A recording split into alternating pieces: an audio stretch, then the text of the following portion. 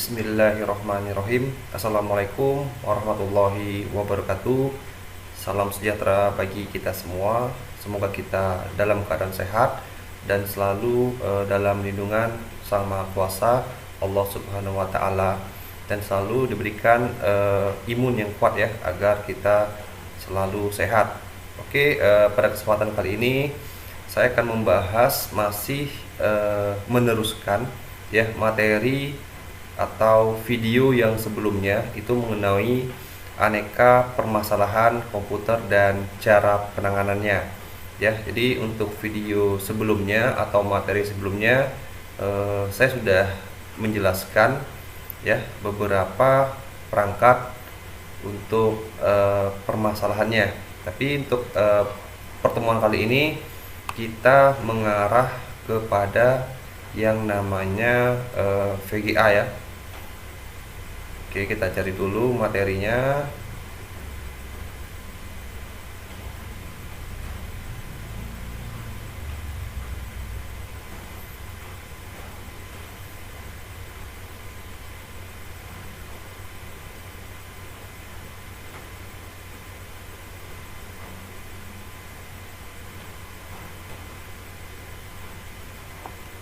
Nah, untuk materi VGA ya, dimana yang saya gunakan ini masih menggunakan buku ajar ya. Kerusakan pada VGA ya, sebelum kita mengetahui kerusakannya, yang jelas kita harus tahu dulu fungsi VGA itu apa ya, dimana kita sudah mempelajari fungsi VGA itu sebagai resolusi ya, lebih mengarah ke pikselnya yang menghubungkan antara VGA ini ke monitor ataupun ke proyektor ya, dan perangkat lainnya. Jadi jika kita paham fungsi dari VGA itu, sebenarnya penyakit atau kerusakan yang terjadi itu tidak jauh dari permasalahan dari fungsinya ya. Kita lihat di sini, ketika terjadi kerusakan VGA ya dan solusi tidak kita temukan lagi ya, atau bisa jadi gampangan ketika VGA itu rusak ya. Jadi kalau kita yakin mengetahui apakah VGA kita itu hampir rusak atau tidak bisa digunakan lagi, ya dipastikan kita mendiagnosakan kerusakan ya. Tapi di sini kita harus paham dulu ya, ada banyak tanda-tanda peringatan ya, akan menunjukkan bahwa tanda kerusakan pada VGA ya, dan terus bagaimana cara memecahkan masalah untuk memudahkan secara tuntas ya. Jadi VGA komputer yang kita ketahui itu untuk memproses gambar yang dimasukkan kemudian diteruskan ya pada monitor yang tadi saya jelaskan sebagai output untuk ditampilkan ya. Jadi VGA yang sudah tersedia secara default ya pada motherboard itu disebut dengan VGA onboard ya. Jadi kalau VGA onboard itu adanya di motherboard yang kita ketahui ya. Jadi kalau kita punya motherboard ya, jika dia ada semacam untuk VGA, itu namanya VGA onboard ya, sudah tertanam pada motherboard itu ya. Nah, berikutnya karena sistem kerjanya sudah terpisah dari proses chipset ya, pada motherboard memiliki prosesor sendiri untuk memproses semua bit-bit pada gambar. Semakin besar kapasitas penyimpanan memori pada VGA ya, itu semakin bagus untuk resolusinya.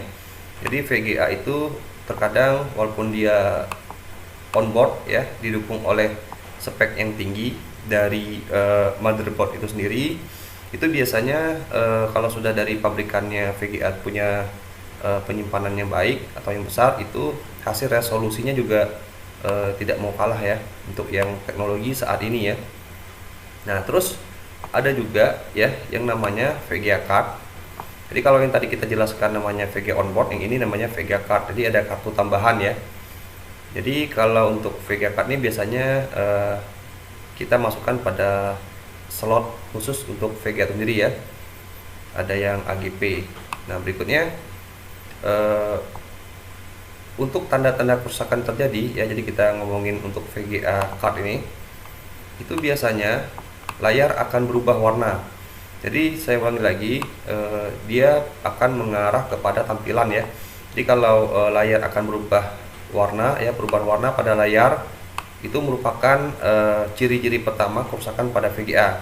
Jadi layar yang berwarna tersebut karena adanya chipset yang sudah tidak bekerja pada VGA, atau bisa juga dikarenakan memori VGA card itu tidak berfungsi secara penuh ya, sehingga gambar yang dihasilkan bisa berbentuk seperti fuzzy atau pixelnya terlalu besar ya, semacam kotak-kotak gitu yang teracak ya, dimana warna yang gambarnya berbeda-beda satu dengan yang lain dan tidak menyusun seperti warna yang seharusnya ya. Jadi ini bermasalah dengan warnanya.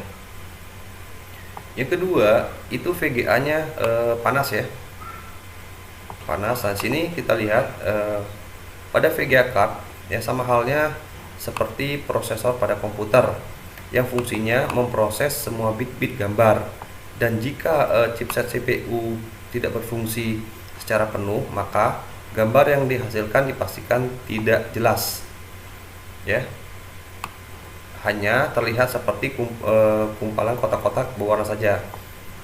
Cara mengatasinya ya, biasanya dengan membuka casing komputer dan mengecek apakah kipas VGA-nya masih berfungsi atau tidak.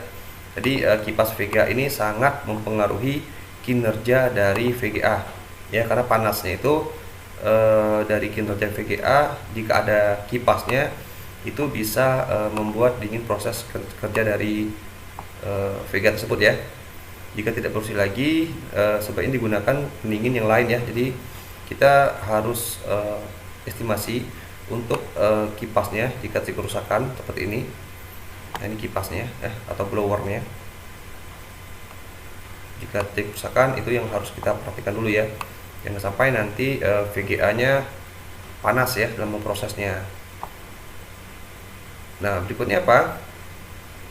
Monitor kurang cerah ya. Nah, keadaan seperti ini biasanya terjadi karena monitor yang rusak ya, atau mungkin kabel VGA-nya yang tidak terpasang dengan benar ya, atau bisa jadi di sini kita menggunakan VGA card ya yang sudah terinstall dengan baik, tapi kita mencolokkan kabelnya pada VGA onboard. Nah, jadi yang kebaca itu pada VGA onboard ya. Jadi jangan sampai salah jika kita menggunakan onboard atau VGA tambahan, VGA card itu pastikan kabelnya ke VGA card ya, untuk menghasilkan hasil yang baik. Nah, berikutnya apa? Ada bunyi bip ya, ada yang 3x2 plus 4 ya. Jadi bunyi bip pada BIOS memang cara pertama untuk mendiagnosa kerusakan pada hardware komputer ya. Jadi setiap kerusakan terjadi pada hardware komputer itu memiliki bunyi dengan spek yang berbeda ya, baik itu bunyi RAM ya ataupun bunyi VGA itu. Jadi bunyi bip ini sama halnya kayak bunyi kode Morse ya, ada bunyi panjang dan ada juga yang bunyinya pendek, tergantung dari spek yang ada pada VGA tersebut ya. Ketika terdengar bunyi bip ya, maka kerusakan tersebut adalah VGA yang bisa tidak terpasang dengan benar. Solusinya adalah yang jelas kita harus mematikan dulu ya powernya tersebut, baru kita melakukan membuka VGA tersebut ya, membersihkan slot VGA-nya seperti yang pernah kita kerjakan di saat kita membersihkan slot VGA maaf ya, slot pada RAM maksudnya. Jadi proses pengerjaannya juga sama ya, untuk membersihkan kuningan pada slot kuningan yang ada di VGA tersebut ya. Jadi jika kita melihat dari dua kategori VGA ini ya, kalau misalkan kita bersifat onboard itu biasanya drivernya sudah ada di motherboardnya ya, atau mungkin ada tambahan dari mainboard lainnya. Tapi kalau kita menambahkan VGA yang sifatnya VGA card, itu dipastikan ada driver tambahannya ya. Jadi jangan sampai nanti kita pengen menambah spek upgrade sebuah komputer, tapi setelah kita beli tapi kita tidak menginstal driver fungsi dari VGA tersebut. Nah, itu dipastikan percuma ya, atau dia tidak bekerja secara maksimal sesuai dengan fungsi yang tertera pada VGA atau buku panduan yang ada di VGA tersebut ya. Baiklah, demikian proses pembelajaran kita pada kesempatan kali ini. Mohon maaf jika ada kesalahan dalam pembahasannya ya. Semoga ilmu ini bisa bermanfaat buat adik-adik dan mahasiswa semuanya. Saya akhiri sampai di sini dulu ya. Wabillahi taufiq wal hidayah. Wassalamualaikum warahmatullahi wabarakatuh.